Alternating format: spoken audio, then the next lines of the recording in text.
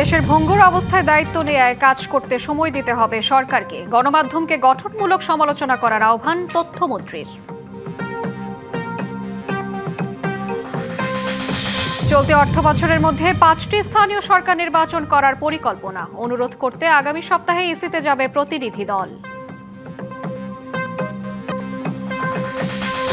ক্রসফায়ারে একরামুল হত্যা মামলায় গ্রেফতার সেনা কর্মকর্তা মিফতা ও সাবেক এমপি বদিকে গ্রেফতার দেখালো ট্রাইব্যুনাল। পাঠানো হলো কারাগারে।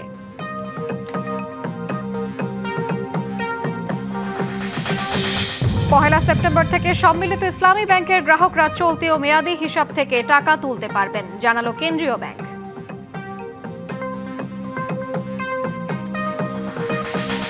এবং ইরানের বিরুদ্ধে নতুন মার্কিন নিষেধাজ্ঞা, বাণিজ্য সহযোগীদের সতর্কবার্তা। অর্থহীন বলছে তেহরান, সংকট মোকাবেলায় 2 বছরের পরিকল্পনা।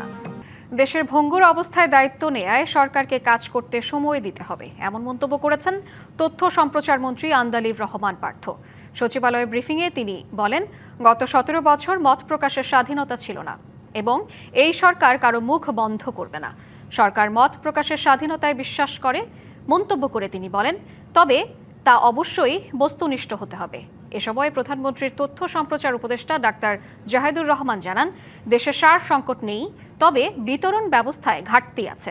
একই সঙ্গে বিদ্যুৎ সংকট নিরসনে সরকার কি উদ্যোগ নিয়েছে তা তুলে ধরেন। এটা একমত সবাই, ইন্টারিমের সময়ে এই ধরনের ঘটনা যত ঘটেছে তার তুলনায় এখন কিছুই হচ্ছে না। এম আই রং? আমি যদি তুলনা করি তাহলে 5 আগস্ট পরবর্তী সময় বাংলাদেশ যে জায়গায় চলে গিয়েছিল, এই সরকারের সময় শুধু সিগনিফিক্যান্ট বললে কম বলা হয়, ড্রামাটিক ডেভেলপমেন্ট হয়েছে। এটা কোনো স্বাভাবিক সময় আমরা সরকারের দায়িত্ব আসেনি। আমরা গ্লোবালিও যদি আপনি মনে করেন বা এমনিও বাংলাদেশে যে 17 বছর যে সিস্টেম ছিল, সবকিছু মিলিয়ে আমরা প্রচন্ড একটা সেন্সিটিভ টাইম পার করছি এবং আমি have to understand we have the same bureaucracy. তো আমার বিশ্বাস আপনারা সাথে থাকলে, দেশের মানুষ সাথে থাকলে আমরা ঠিক মতো এগিয়ে যাব। চলতি অর্থবছরের মধ্যেই 5টি স্থানীয় সরকার নির্বাচন করার পরিকল্পনা সরকারের, এমনটা জানিয়েছেন স্থানীয় সরকার প্রতিমন্ত্রী মীর শাহে আলম। এজন্য নির্বাচন কমিশনকে অনুরোধ করতে তার নেতৃত্বে একটি প্রতিনিধি দল আগামী সপ্তাহেই নির্বাচন কমিশনে যাবে। ডেনমার্কের রাষ্ট্রদূতের সাথে উন্নয়ন প্রস্তাবনা নিয়ে সচিবালয় বৈঠক শেষে সাংবাদিকদের প্রতিমন্ত্রী আরও জানান, সিটি কর্পোরেশন, পৌরসভা, জেলা পরিষদ, উপজেলা পরিষদ এবং ইউনিয়ন পরিষদের নির্বাচন করার কথা ভাবছে সরকার। এছাড়া জানানো হয়েছে, ডেনমার্ক সরকারের সহায়তায় মেঘনা নদী থেকে পানি এনে তা বিশুদ্ধ করার জন্য 16,000 কোটি টাকা ব্যয়ে সায়দাবাদ পানি শোধনাগার প্রকল্প হাতে নেওয়া হয়েছে। শাহে আলম জানান, এই প্রকল্পের মাধ্যমে প্রতিদিন 95 কোটি লিটার পানি ঢাকায় সরবরাহ করা হবে।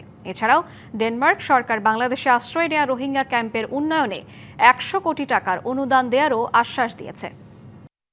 সরকারের প্রস্তাব তো আমি এর আগেও বহুবার বলেছি যে চলতি অর্থ বছরের বাজেটে এই 5টি নির্বাচন করবার জন্য যে 6,000 কোটি টাকার প্রয়োজন সেটা আমরা রেখেছি এবং নির্বাচন কমিশনকে ইতিমধ্যেই বলা হচ্ছে যে আপনারা প্রস্তুতি গ্রহণ করেন, কারণ আমাদের বাজেটে টাকা রাখা আছে। এই অর্থ বছরের মধ্যে নির্বাচন শেষ করতে হবে এবং এই টাকাটিও খরচ করতে হবে। গ্যাস সংকট দ্রুত সমাধানে সরকার আশ্বাস দিলেও যানবাহন চালকদের ভোগান্তি কমার লক্ষণ নেই। রাজধানীর সিএনজি স্টেশনগুলোতে সবসময় দীর্ঘ সারি লেগেই থাকে। ঘন্টার পর ঘন্টা লাইনে দাঁড়িয়েও মিলছে না পর্যাপ্ত জ্বালানি। দীর্ঘ অপেক্ষার কারণে সড়কে যেমন যানজট তৈরি হচ্ছে, তেমনি প্রভাব পড়ছে দৈনন্দিন সেবায়। ঢাকার প্রায় প্রতিটি সিএনজি স্টেশনের গ্রাহকের দীর্ঘ প্রতীক্ষা। গ্যাসের পর্যাপ্ত চাপ না থাকায় অনেক পাম্পই সাময়িকভাবে বন্ধ রাখতে বাধ্য হচ্ছেন মালিকেরা। কিছু সিএনজি ফিলিং স্টেশনে গ্যাস মিললেও চাপ না থাকায় 150 থেকে 200 টাকার জ্বালানি নিয়ে ফিরতে হচ্ছে চালকদের।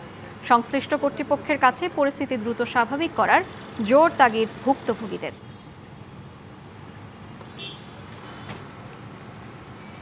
অ্যাম্বুলেন্স সার্ভিসে যে কোনো লুকিং নিয়ে যায়, অনেক জায়গায় পাম্পের মধ্যে মানে বৈশা থাকলেও দেয় না, কি গ্যাস নাই। আমি 120 প্রেসারের গ্যাস নেবো, আপনি পাম্প বন্ধ রাখবেন কেন? আপনি লাইসেন্স করে আনছেন না? 3.5 ঘন্টা সিরিয়ালে থাকার পরও এখানে এসে দেখে যে 110 প্রেসার। এখন এই 110 প্রেসার দিয়ে আমি কতটুকু গাড়ি চালাবো? ঢুকছে হচ্ছে যে 180 টাকা। কক্সবাজারের টেকনাফে ক্রসফায়ারে একরামুল হক হত্যার ঘটনায় করা মানবতাবিরোধী অপরাধের মামলায় আব্দুর রহমান বদি সহ 4 জনকে গ্রেফতার দেখিয়ে কারাগারে পাঠানোর নির্দেশ দিয়েছে আন্তর্জাতিক অপরাধ ট্রাইব্যুনাল। একই মামলায় পলাতক ক্ষমতাচ্যুত প্রধানমন্ত্রী শেখ হাসিনা সহ 7 জনকে আত্মসমর্পণের জন্য পত্রিকায় বিজ্ঞপ্তি প্রকাশের নির্দেশ দেওয়া হয়েছে।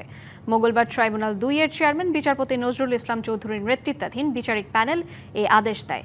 কারাগারে পাঠানো বাকি 3 আসামি হলেন ব্রিগেডিয়ার জেনারেল মিফতাউদ্দিন আহমেদ, সাবেক সেনা কর্মকর্তা মাহবুব আলম ও র্যাবের সাবেক মহাপরিচালক আনোয়ার লতিফ খান। এই মামলায় শেখ হাসিনা সহ 11 জনের বিরুদ্ধে আনুষ্ঠানিক অভিযোগ দেয় প্রসিকিউশন। এতে বলা হয় 2018 সালের 26শে মে রাত 10:30টার দিকে কক্সবাজারের টেকনাফের কিরণতলির হোটেল নেটংয়ের সামনে সড়ক থেকে একরামুল হককে তুলে নেওয়া হয়। পরে মেরিন ড্রাইভের সাগর তীরে র্যাবের কথিত বন্দুকযুদ্ধে নিহত হন তিনি। একরামুল টেকনাফ পৌরসভার 3 নম্বর ওয়ার্ডের কাউন্সিলর ও উপজেলা যুবলীগের সভাপতি ছিলেন। মাগুরায় 8 বছরের শিশু আসিয়া ধর্ষণ ও হত্যা মামলায় হাইকোর্টে আপিলের রায় পিছিয়েছে। রায়ের নতুন তারিখ নির্ধারণ করা হয়েছে 31শে আগস্ট। বিচারপতি ভীষ্মদেব চক্রবর্তী ও বিচারপতি KM রাশেদুজ্জামান রাজার সমন্বয়ে গঠিত বেঞ্চে এই রায় আজ হওয়ার কথা ছিল। এর আগে মামলায় শিশুটির বোনের শ্বশুর হিটু শেখকে মৃত্যুদণ্ড দেয় মাগুরার নারী ও শিশু নির্যাতন দমন ট্রাইব্যুনাল। 2025 সালের মার্চের শুরুতে মাগুরার নিজ নান্দুয়ালি গ্রামে বোনের শ্বশুর বাড়িতে বেড়াতে গিয়ে ধর্ষণ ও নির্যাতনের শিকার হয় আসিয়া। গুরুতর আহত অবস্থায় তাকে প্রথমে মাগুরা ও ফরিদপুরের হাসপাতালে নেওয়া হয়। অবস্থার অবনতি হলে ঢাকা মেডিকেল কলেজ হাসপাতাল ও সম্মিলিত সামরিক হাসপাতালে চিকিৎসা দেওয়া হয়। 13ই মার্চ চিকিৎসাধীন অবস্থায় শিশুটির মৃত্যু হয়। লার্নেড অ্যাটর্নি জেনারেল সাহেব বোধহয় অ্যাপিয়ার করবেন, এই কারণে ডেটটা শিফট করেছেন। আসিয়া হত্যা মামলার আজকে যে রায়টা হওয়ার কথা ছিল, এই রায়টা আজকে হবে না, এটা আগামী মানডেতে হওয়ার কথা। বেসরকারি শিক্ষা প্রতিষ্ঠানের এমপিওভুক্ত শিক্ষকদের বদলি কার্যক্রম শুরু সরকারের যুগান্তকারী পদক্ষেপ, কিন্তু নীতিমালার একটি শর্তেই যেন অনেকখানি আটকে গেছে শিক্ষকদের দীর্ঘদিনের স্বপ্ন। সমস্ত শিক্ষা প্রতিষ্ঠানের ওই শর্তের কারণে নিজ জেলা বা উপজেলায় পদ শূন্য থাকলেও আবেদন করতে পারছেন না বহু শিক্ষক। তারা বলছেন, এ জটিলতায় প্রায় অর্ধেক শিক্ষকই বদলির সুযোগ পাবেন না। সমস্যা সমাধানে কাজ করছে মাধ্যমিক ও উচ্চশিক্ষা অধিদপ্তর।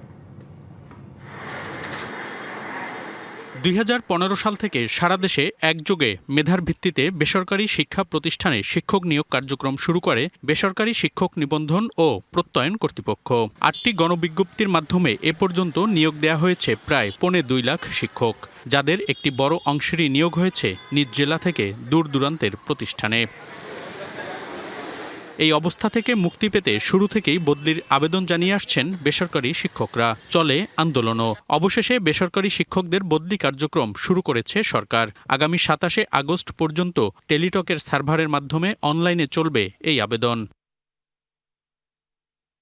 কিন্তু নিজ জেলা কিংবা উপজেলায় ফিরতে মুখিয়ে থাকা শিক্ষকদের একটি বড় অংশের অভিযোগ, পদ ফাঁকা থাকার পরও বেশিরভাগ প্রতিষ্ঠানেই বদলির আবেদন করতে পারছেন না তারা। এর কারণ বদলি নীতিমালায় সমস্তর শর্ত আরোপ। বড়ই পরিতাপের বিষয়, সমস্তজনিত ভুল ব্যাখ্যায় সফটওয়্যার তৈরি করার কারণে অর্ধেকের বেশি বদলি প্রত্যাশী শিক্ষক আমরা আবেদন করতে পারছি না। আমার জেলায় স্নাতক পর্যায়ে উচ্চ মাধ্যমিক শাখায় এবং স্কুল অ্যান্ড কলেজের উচ্চ মাধ্যমিক শাখায় সময় স্কেলে সমপদে পদ শূন্য থাকা সত্ত্বেও আমি আবেদন করতে পারছি না। অনুরূপভাবে স্নাতক পর্যায়ের একজন শিক্ষকও উচ্চ মাধ্যমিক কলেজে আবেদন করতে পারছে না। আমরা যারা এতদিন অধীর আগ্রহে বদলির আশায় ছিলাম, তারা খুবই হতাশায় নিমজ্জিত আছি। চলমান স্বয়ংক্রিয় সফটওয়্যারের মাধ্যমে বদলিতে আবেদন করতে পারছি না শুধুমাত্র সময়স্তরের কারণে। আমার নিজ জেলায় আমার সমবিষয়ে অনেক শূন্যপদ ফাঁকা থাকলেও আমি আবেদন থেকে বঞ্চিত। আমি আমার নিজ জেলা থেকে ভিন্ন জেলায় প্রত্যন্ত একটি অঞ্চলে দীর্ঘ 8 বছর শিক্ষকতা করছি। আমার মতো হাজারো শিক্ষক এই একই কারণে হতাশায় নিমজ্জিত। সমস্তরের সমস্যার কারণে তার বাড়ির পাশে সে স্কুল অ্যান্ড কলেজে চাকরি করে, তার বাড়ির পাশে একটি উচ্চ বিদ্যালয় আছে, সে উচ্চ বিদ্যালয়ে যেতে পারবে না, তাকে স্কুল অ্যান্ড কলেজেই খুঁজে নিতে হবে। কিন্তু স্কুল অ্যান্ড কলেজ পুরো জেলাতেও নেই। এরপরে আপনার যে ডিগ্রি কলেজে চাকরি করে, তার বাড়ির পাশে আছে ইন্টারমিডিয়েট কলেজ, সে এখন ইন্টারমিডিয়েট কলেজে যেতে পারবে না। এই যে সমস্যাটা, এটা খুব প্রকট আকার ধারণ করেছে এবং এই কারণে অনেকেই আবেদন করতে পারতেছে না। আমরা কর্তৃপক্ষকে করজোরে মিনতি করতেছি, আপনারা বিষয়টা একটু ভেবেচিন্তে এই জিনিসটা সমাধান করলে অনেকে আবেদন করতে পারবে। মাধ্যমিক ও উচ্চশিক্ষা অধিদপ্তর বলছে, আবেদনের যেসব জটিলতা দেখা দিয়েছে তা সমাধানের চেষ্টা করছে তারা। এই বদলি সফটওয়্যারে যখন তারা আবেদন করতে যাচ্ছে কিছু কিছু সমস্যা দেখা যাচ্ছে, সেটা হয়তো আমরা সমাধান করার চেষ্টা করব এবং আশ্বস্ত করতে চাই সবাইকে যে বিষয়ভিত্তিক যে সমস্ত এনামেলগুলো আছে, বিশদ উচ্চ মাধ্যমিক পর্যায়ের বিষয় এবং ডিগ্রি বা স্নাতক পর্যায়ের বিষয়, কিছুটা বিষয়ভিত্তিক পার্থক্য বা পদের ক্ষেত্রে যে সমস্ত অসামঞ্জস্যগুলো আছে সেগুলো আমরা ভবিষ্যতে এগুলো সমাধান করার উদ্যোগ নিব। বেসরকারি শিক্ষকদের বদলিতে এবার শূন্য পদ আছে ৮৫,৩৪০টি। বদলিযোগ্য প্রার্থী ৪,০৭,৪৬২ জন। অথচ আবেদনের চতুর্থ দিন সোমবার সন্ধ্যা ৬টা ৫০ পর্যন্ত আবেদন করেছেন মাত্র ৯,০৮৭ জন। ভুক্তভোগী শিক্ষকদের দাবি, সমস্তরের জটিলতার কারণে অর্ধেক শিক্ষকই আবেদন করতে পারবেন না নিজ জেলা কিংবা কাছাকাছি কোথাও। মনিরুল সোহাগ, ডিবিসি নিউজ, ঢাকা। ১ সেপ্টেম্বর থেকে চাহিদা মতো টাকা তুলতে পারবেন সম্মিলিত ইসলামী ব্যাংকের গ্রাহকরা। মঙ্গলবার এক বিজ্ঞপ্তির মাধ্যমে তথ্য জানিয়েছে কেন্দ্রীয় ব্যাংক। সকালে বাংলাদেশ ব্যাংকের গভর্নর মোহাম্মদ মোস্তাকুর রহমানের সাথে সাক্ষাৎ করেন ব্যাংকটির চেয়ারম্যান কাজী শায়রুল হাসান ও ব্যবস্থাপনা পরিচালক আবিদুর রহমান শিকদার। এ সময় গভর্নর এই নির্দেশনা দেন। জানান, জাতীয় সংসদে অর্থমন্ত্রী আমানতকারীদের মুনাফার উপর হেয়ার কাট তুলে নেয়ার ঘোষণা দেন, কিন্তু তারপরও আমানতকারীদের মধ্যে কিছু অস্পষ্টতা রয়ে যায়। তাই ১ সেপ্টেম্বর থেকে ব্যক্তি আমানতকারীরা আল ওয়াদিয়া চলতি হিসাব, মুদারাবা সঞ্চয়ী হিসাব ও মুদারাবা মেয়াদি আমানতের মূল অর্থ প্রয়োজন অনুযায়ী তুলতে পারবেন। এ বিষয়ে প্রয়োজনীয় ব্যবস্থা নেওয়ার নির্দেশনা দেওয়া হয়েছে। বরগুনার পাথরঘাটার হাইয়ের চর সংলগ্ন বঙ্গোপসাগরে ট্রলার ডুবির ঘটনায় ৫ জেলের মরদেহ উদ্ধার করা হয়েছে। এখনও নিখোঁজ আছেন একজন, যদিও উদ্ধারের বিষয়টি নিশ্চিত করেনি প্রশাসন। ট্রলার মালিক ও মাঝি বাদল মোল্লা জানান, গভীর সমুদ্র থেকে ৫ জেলের মরদেহ উদ্ধার করে ট্রলারটি উপকূলের দিকে ফিরছে। পাথরঘাটায় পৌঁছাতে আরও কয়েক ঘন্টা সময় লাগতে পারে। সোমবার দুপুরে বৈরী আবহাওয়ার কবলে পড়ে এফবি বরকত নামের ট্রলারটি ডুবে যায়। ট্রলারে ১৩ জন জেলে ছিলেন। দুর্ঘটনার পর ৮ জনকে জীবিত উদ্ধার করা হলেও নিখোঁজ ছিলেন ৬ জন। এর মধ্যে ৫ জেলের মরদেহ উদ্ধারের খবরে পরিবার ও স্বজনদের মধ্যে শোকের ছায়া নেমে এসেছে। তাদের বাড়ি পাথরঘাটা সদর ইউনিয়নের বিভিন্ন এলাকায়। ঐতিহ্য হারিয়ে রুগ্ন রাজশাহীর জিআই পণ্য রেশম শিল্পের সুদিন ফেরাতে চায় সরকার। রেশম উৎপাদনে স্বয়ং সম্পূর্ণ হয়ে বন্ধ কারখানা চালু করতে শুরু হয়েছে কাজ, আর এতে সহযোগিতা করছে চীন। ঐতিহ্যবাহী শিল্পকে পুনরুজ্জীবিত করার এই উদ্যোগকে স্বাগত জানিয়েছেন শিল্প সংশ্লিষ্টরা। আশা, নতুন কর্মসংস্থান সৃষ্টির পাশাপাশি বৈদেশিক মুদ্রা আয়ের। রাজশাহীর রেশম দেশের ঐতিহ্য ও গর্বের অংশ। তবে নানা সংকটে এখন ৪২টি তাঁতের মধ্যে টিকে আছে কেবল ৫টি। দেশে বছরে রেশমের চাহিদা ৩০০ মেট্রিক টন। বিপরীতে ১১,০০০ তুঁত চাষি উৎপাদন করেন মাত্র ৪১ মেট্রিক টন। চাহিদা পূরণ হয় চীন থেকে আমদানি করা সুতায়। রেশমের উৎপাদন বাড়িয়ে অচল কারখানাগুলো সচল করার কাজ হাতে নিয়েছে সরকার। চীনের একটি বিশেষজ্ঞ দল দিচ্ছে এই কাজের সহযোগিতা। কারখানা পরিদর্শন করে চাষিদের সক্ষমতা বৃদ্ধি এবং জলবায়ু সহনশীল তুঁতজাত উদ্ভাবনে কাজ করছে তারা। ব্র্যান্ডিং ও রপ্তানিতে সহায়তা করবে তারা। চীনের সিল্ক সিটির সাথে রাজশাহীর সিল্ক সিটির অনেক মিল রয়েছে। কারিগরি বেশ কিছু বিষয়ে এখানে কাজ করা প্রয়োজন। এ বিষয়ে আমরা গবেষণা করতে আগ্রহী। গবেষণার যাত্রা থেকে আজকে ওনাদের এখানে আসা এবং ওনারা সরাসরি এখানে ভিজিট করতে এসেছেন এবং ওনারা দেখতে এসেছেন যে আমাদের সাথে ইন ফিউচার কোলাবোরেশনে কিভাবে তারা কাজ করতে পারেন। এই উদ্যোগকে স্বাগত জানিয়েছেন কারখানার মালিকরা। স্বাগত জানাবো যে এই ধরনের উদ্যোগ নিতে বারবার যদি নেয় তো নিশ্চয়ই এটার একটা ফল আসবে। শুধুমাত্র সরকারিভাবে চিন্তাভাবনা করলে হবে না, এটা প্রাইভেট সেক্টরকে উজ্জীবিত করতে হবে। আর আন্তর্জাতিক বাজারে অবস্থান শক্তিশালী করতে কাজ করবে বস্ত্র ও পাট মন্ত্রণালয়। প্রযুক্তিগত শুধু বিষয় না, মার্কেট প্রমোশনের ক্ষেত্রেও আমরা বাইরে যাতে এক্সপোর্ট করতে পারে। আমাদের যারা এই সিল্কের যারা আছে, আমাদের দেশে অনেক কোম্পানি আছে যারা প্রোডাকশন করছে, শুধু লোকাল বাজারে কম এক্সপোর্ট হচ্ছে, সেই মার্কেট প্রসারিত করার ক্ষেত্রেও তাদের আমরা সহযোগিতা নিচ্ছি। বাংলাদেশ ও চীনের মধ্যে গবেষণা, প্রযুক্তি বিনিময় এবং অভিজ্ঞতা আদান প্রদানের মাধ্যমে রেশম খাত আবার ফিরে পাবে পুরনো ঐতিহ্য, এমন প্রত্যাশা এখন সবার। Sourav Habib, DBC news, Rajshahi. টানা 2 মৌসুম ট্রফিহীন থেকেও 2026-এর সবচেয়ে দামি ফুটবল ক্লাবের স্বীকৃতি পেল রিয়াল মাদ্রিদ। 2 নম্বরে আছে চিরপ্রতিদ্বন্দ্বী বার্সেলোনা। সেরা 10-এ আছে ইংল্যান্ডের 5টি ও জার্মানির 2টি ক্লাব। প্রতি বছরের মতো এবছরও বিশ্বের সবচেয়ে দামি ফুটবল ক্লাবগুলোর সর্বশেষ তথ্য প্রকাশ করেছে আন্তর্জাতিক ব্র্যান্ড মূল্যায়ন সংস্থা ব্র্যান্ড ফাইন্যান্স। মাঠে ট্রফির লড়াই যাই হোক না কেন, বিশ্ব ফুটবলের বাণিজ্যিক সাম্রাজ্যে নিজেদের একচ্ছত্র আধিপত্য বজায় রেখেছে রিয়াল মাদ্রিদ। আন্তর্জাতিক ব্র্যান্ড মূল্যায়ন সংস্থা ব্র্যান্ড ফাইন্যান্সের 2026-এর হালনাগাদ প্রতিবেদন অনুযায়ী টানা তৃতীয় বছরের মতো বিশ্বের সবচেয়ে মূল্যবান ফুটবল ক্লাব ব্র্যান্ডের মুকুট ধরে রেখেছে লস ব্লাঙ্কোসরা। এক বছরে রিয়ালের ব্র্যান্ড মূল্য 25% বেড়ে দাঁড়িয়েছে 240 কোটি ইউরো বা প্রায় 276 কোটি 60 লাখ ডলারে। মাঠে টানা 2 মৌসুম শিরোপাহীন থাকা সত্ত্বেও মাঠের বাইরের আয়ে অনন্য রিয়াল মাদ্রিদ। অন্যদিকে ব্র্যান্ড মূল্যে 15% বৃদ্ধি পেয়ে 227 কোটি 60 লাখ ডলার নিয়ে তালিকার দ্বিতীয় স্থানটি ধরে রেখেছে চিরপ্রতিদ্বন্দ্বী বার্সেলোনা। 2026 সালের র্যাঙ্কিংয়ে সবচেয়ে বড় চমক দেখিয়েছে ইংলিশ ক্লাব আর্সেনাল। দীর্ঘ 22 বছর পর প্রিমিয়ার লিগ জয় এবং চ্যাম্পিয়ন্স লিগের ফাইনালে ওঠার দুর্দান্ত পারফরমেন্সে গানাররা 5 ধাপ এগিয়ে ইতিহাসে প্রথমবারের মতো শীর্ষ 3-এ উঠে এসেছে। 28% ব্র্যান্ড মূল্য বৃদ্ধি পেয়ে তাদের অর্থমূল্য দাঁড়িয়েছে 150 কোটি ইউরো বা 177 কোটি 20 লাখ ডলারে। ঘরোয়া ট্রেবল জিতে 2 ধাপ এগিয়ে 4 নম্বরে জায়গা করে নিয়েছে জার্মান চ্যাম্পিয়ন বায়ার্ন মিউনিখ। আর তাদের পরই 5ম স্থান ধরে রেখেছে ফরাসি ক্লাব পিএসজি। তবে র্যাঙ্কিংয়ে পিছিয়েছে ম্যানচেস্টার সিটি, লিভারপুল ও ম্যানচেস্টার ইউনাইটেড। তবে এবারের প্রতিবেদনের অন্যতম চমক, দীর্ঘ 1 দশক পর বিশ্বের সেরা 10টি মূল্যবান ফুটবল ক্লাবের তালিকায় আবারও ফিরেছে বরুসিয়া ডর্টমুন্ড। ব্র্যান্ড ফাইন্যান্সের তথ্য অনুযায়ী শীর্ষ 50টি ক্লাবের মোট ব্র্যান্ড মূল্য রেকর্ড 2390 কোটি ইউরোতে পৌঁছেছে। এর মধ্যে কেবল শীর্ষ 10টি ক্লাবই ধরে রেখেছে বিশ্ব ফুটবলের মোট ব্র্যান্ড মূল্যের 60% বেশি। Naim Hamid, DBC news. যুক্তরাষ্ট্রের কোনো হুমকিকেই পাত্তা দিচ্ছে না ইরান। এবার নতুন করে সর্বাত্মক অর্থনৈতিক নিষেধাজ্ঞার ঘোষণা দিয়েছে ওয়াশিংটন। একই সাথে সতর্কবার্তা দেওয়া হয়েছে ইরানের সঙ্গে ব্যবসা বাণিজ্য করা দেশগুলোকে। যুক্তরাষ্ট্রের এই হুমকিকে অর্থহীন বলছে তেহরান। সামরিক অভিযানে অনেকটাই ব্যর্থ হয়ে এবার ইরানের অর্থনীতির দিকে নজর ওয়াশিংটনের। বিশ্বজুড়ে অর্থের প্রবাহ বন্ধ করে দেশটিকে আরও বিচ্ছিন্ন করতে ইকোনমিক ডি-ডে ঘোষণা করেছে যুক্তরাষ্ট্র। ইরানের সঙ্গে লেনদেন করা দেশ ও প্রতিষ্ঠানও এবার মার্কিন নিশানায়। তেল বিক্রি, জাহাজ চলাচল ও ব্যাংকিং খাতসহ নিষেধাজ্ঞার আওতায় আনা হতে পারে প্রায় 60টি প্রতিষ্ঠানকে। যারা ইরানের তেলকে অর্থে পরিণত করতে সহায়তা করবে তাদের বিরুদ্ধে ব্যবস্থা নেওয়া হবে। সময় গণনা শুরু হয়ে গেছে। কেউ মার্কিন নিষেধাজ্ঞার আওতার বাইরে নয়। অর্থনৈতিক চাপের সঙ্গে সামরিক হুমকিও দিচ্ছে ওয়াশিংটন। মার্কিন প্রতিরক্ষা মন্ত্রী স্পষ্ট জানিয়েছেন, প্রয়োজনে ইরানের বিরুদ্ধে সামরিক হামলার পথও খোলা।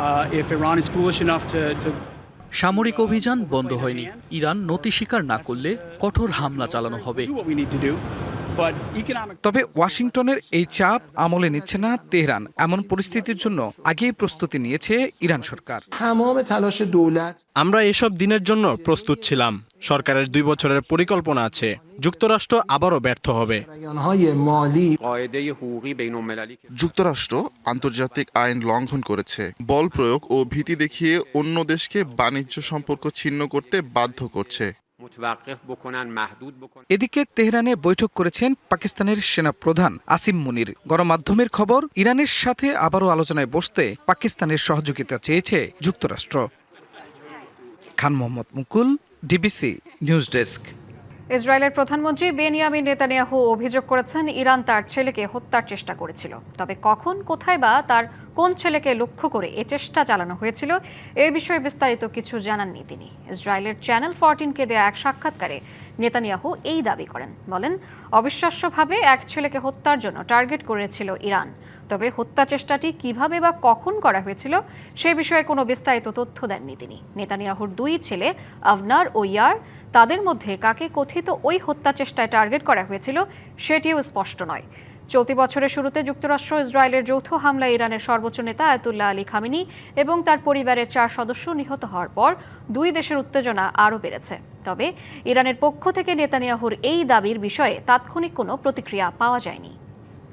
আশ্রয় প্রার্থী বিদেশিদের জন্য ব্যবসা ও পর্যটন ভিসা নিয়ে বড় ধরনের পদক্ষেপের প্রস্তুতি নিচ্ছে যুক্তরাষ্ট্র।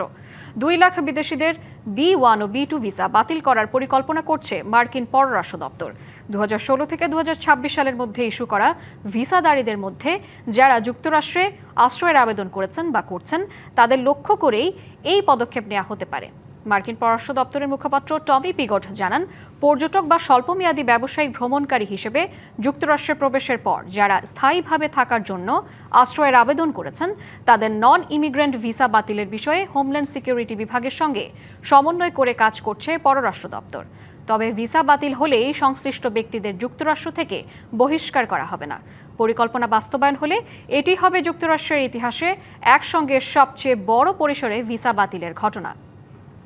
রাশিয়ায় আগস্ট মাসকে বলা হয় ব্ল্যাক আগস্ট, অর্থাৎ সংকট ও বিপর্যয়ের মাস। ইতিহাসের নানা বড় রাজনৈতিক ও অর্থনৈতিক ধাক্কা এই মাসেই এসেছে মস্কোতে। এবারও ইউক্রেন যুদ্ধ, জ্বালানি সংকট, মূল্যবৃদ্ধি ও অর্থনৈতিক চাপ নিয়ে অস্বস্তিতে রুশ প্রশাসন। প্রেসিডেন্ট ভ্লাদিমির পুতিনের দাবি, পরিস্থিতি পুরোপুরি নিয়ন্ত্রণে। কাকতালীয় কিংবা ইতিহাসের পুনরাবৃত্তি, রাশিয়ার ইতিহাসে আগস্ট বারবার নিয়ে এসেছে বড় ধাক্কা। 1991 সালের আগস্টে সোভিয়েত নেতা মিখাইল গর্বাচেভের বিরুদ্ধে ব্যর্থ অভ্যুত্থান শেষ পর্যন্ত সোভিয়েত ইউনিয়ন ভেঙে পড়ার পথ তৈরি করে।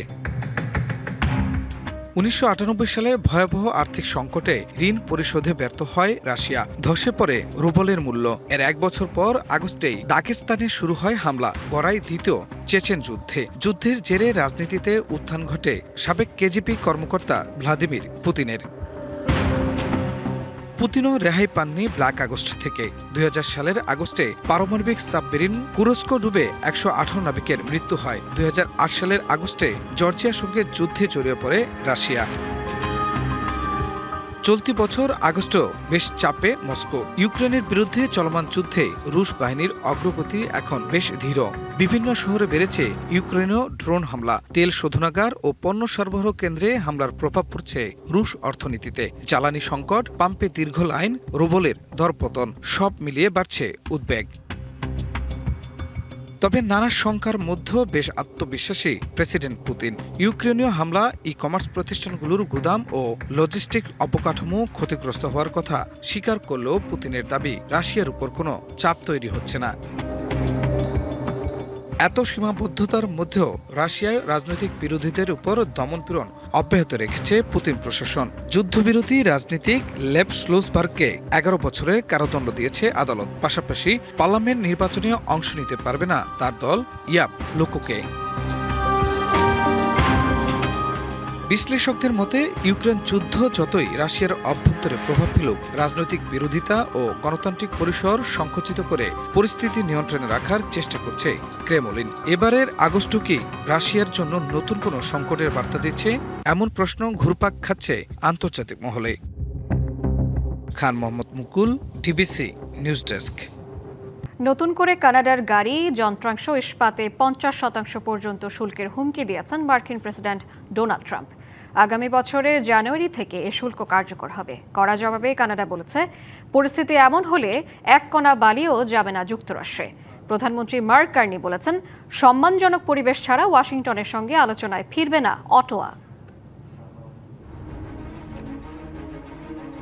শুল্ক নিয়ে যুক্তরাষ্ট্র কানাডার আলোচনা ভেস্তে যাওয়ার পর দুই দেশের পাল্টাপাল্টি অবস্থানে আরও কঠিন হচ্ছে কানাডা যুক্তরাষ্ট্র বাণিজ্য সম্পর্ক। এবার কানাডা থেকে আমদানি করা সব গাড়ি, ট্রাক, অটোমোটিভ, পার্টস ও ইস্পাতের উপর শুল্ক বাড়িয়ে 50% করেছে ওয়াশিংটন। 2027 সালের 1 জানুয়ারি থেকে কার্যকর করা হবে এই শুল্ক। ট্রাম্পের অভিযোগ, কানাডা বছরের পর বছর যুক্তরাষ্ট্রকে বঞ্চিত করেছে। এমনকি তিনি বলেছেন, যুক্তরাষ্ট্রকে কানাডার প্রয়োজন নেই, বরং কানাডারই যুক্তরাষ্ট্রকে প্রয়োজন। তবে অটোয়া থেকে এসেছে কঠোর জবাব। প্রধানমন্ত্রী মার্ক কার্নি বলেছেন, কানাডাকে যুক্তরাষ্ট্রের অঙ্গরাজ্য হিসেবে বিবেচনা করে কোনো আলোচনা হবে না। তার মতে, দুই দেশের মধ্যে পারস্পরিক লাভের চুক্তি সম্ভব। যুক্তরাষ্ট্র যদি আমাদের শিল্পের প্রতি সঠিক মনোভাব নিয়ে এবং সত্যিকারের অংশীদারিত্বের ভিত্তিতে আলোচনার টেবিলে আসে, অবশ্যই আমরাও আলোচনায় ফিরব। তবে কানাডা যুক্তরাষ্ট্রের কোনো অঙ্গরাজ্য নয়, এমন মনোভাব আমরা মেনে নেব না। এদিকে উত্তেজনা আরও বাড়িয়েছেন অন্টারিওর প্রধান ডগ ফোর্ড। ট্রাম্পের মন্তব্যের কড়া জবাবে বিদ্যুৎ ও গুরুত্বপূর্ণ খনিজ সরবরাহ বন্ধের কথা জানান। আমরা সবাই প্রস্তুত অর্থনৈতিক যুদ্ধের জন্য। যুক্তরাষ্ট্র অন্টারিও থেকে এক কণা বালিও পাবে না। কানাডার গাড়ি, ইস্পাত ও উৎপাদন খাতকে ধ্বংস হতে দেয়া হবে না। কানাডা ও যুক্তরাষ্ট্রের এই বাণিজ্য বিরোধ শুধু দুই দেশের কূটনৈতিক সম্পর্কে চাপ তৈরি করছে না, এর প্রভাব পড়তে পারে উত্তর আমেরিকার পুরো গাড়ি শিল্পে, কারণ সীমান্তের দুই পাশেই ছড়িয়ে আছে একই সরবরাহ ব্যবস্থা। আল মুমিত, ডিবিসি নিউজ ডেস্ক। টানা বৃষ্টিতে বিপর্যস্ত হয়ে পড়েছে ভারতের রাজধানী দিল্লি। মঙ্গলবার বৃষ্টি আরও তীব্র হতে পারে বলে সতর্ক করেছে আবহাওয়া অধিদপ্তর। এমন অবস্থায় বজ্রপাত, বজ্রঝড় ও দমকা বাতাস সহ ভারী বৃষ্টির আশঙ্কায় দিল্লিতে জারি করা হয়েছে রেড অ্যালার্ট। ভারী বৃষ্টিতে জলাবদ্ধ হয়ে পড়ে সড়ক, অচল হয়ে পড়ে দিল্লি। আবহাওয়া দপ্তর জানিয়েছে রাজধানীর বেশ কিছু এলাকায় বজ্রঝড়, বজ্রপাত এবং ঘন্টায় 30 থেকে 40 কিলোমিটার বেগে বাতাস সহ মাঝারি বৃষ্টি হতে পারে। কিছু এলাকায় ভারী বৃষ্টিরও সম্ভাবনা রয়েছে। এর আগে সোমবার বৈরী আবহাওয়ার কারণে দিল্লি বিমানবন্দর থেকে আন্তর্জাতিক ফ্লাইট সহ 15টি ফ্লাইট অন্যত্রে সরিয়ে নেওয়া হয়। 1 ঘন্টার বৃষ্টির পর দিল্লির পাশের শহর গুরগাঁওয়ের বিভিন্ন এলাকা ব্যাপক জলাবদ্ধতার কবলে পড়ে। ভোগান্তির কথা বিবেচনা করে হোম অফিস এবং শিক্ষা প্রতিষ্ঠানে অনলাইনে ক্লাস নেওয়ার নির্দেশনা দিয়েছে প্রশাসন। সংবাদ এই ছিল এখনকার মতো। ডিবিসি নিউজের সংবাদগুলো পড়তে ভিজিট করুন dbcnews.tv আর ভিজিট করুন ডিবিসি নিউজের ফেসবুক পেজ এবং ইউটিউব চ্যানেল। ডিবিসির সঙ্গেই থাকুন।